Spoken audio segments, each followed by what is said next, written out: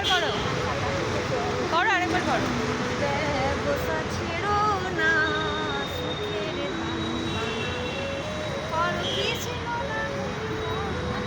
আজকে আমাদের আবার একটা এক্সাম আছে, তার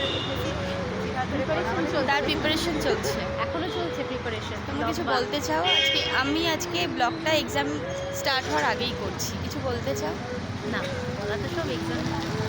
দেবিকা কিছু বলতে চাও? না, বি সিরিয়াস। খুব সমস্যায় আছি, দেখা যাক। খারাপ হয়ে গেছে।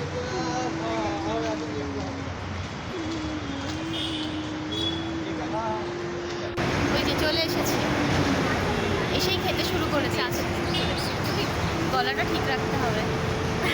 কিছু বলতে চাও আজকে বলতে চাই যে কালকের মতো দুর্ভাগ্য যেন আমাদের না হয়, আমরা যেন ভালোভাবে পরীক্ষা দিতে পারি। বাকিটা ব্যক্তিগত।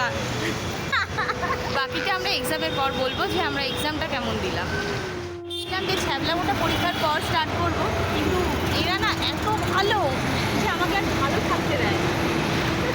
আর এটা আমাদের নায়িকা, দেখো স্পেশালি, আসো আসো আসো, এটা আমাদের নায়িকা। দেখুন, যদি আপনাদের কোনো কারণে প্রয়োজন হয় আপনারা যোগাযোগ করতে পারেন।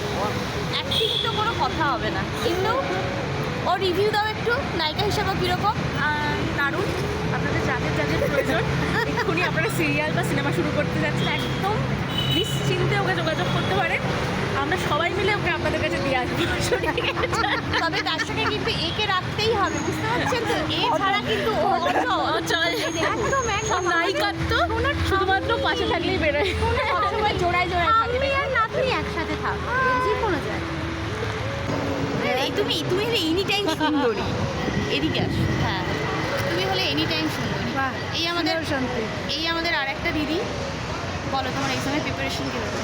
প্রিপারেশন ঠিকই আছে, বলো আজকে প্রিপারেশন কীরকম? ভালো, খুব ভালো। আমি সারা বছর ধরে পড়ি তো, চেষ্টা করি 100% দেওয়ার, তারপরেও এদিক ওদিক হয়ে যায়। এক সুন্দরীকে দেখালাম, এই দিদি আমাদের আর এক সুন্দরী, আর একজন চলে এসেছে।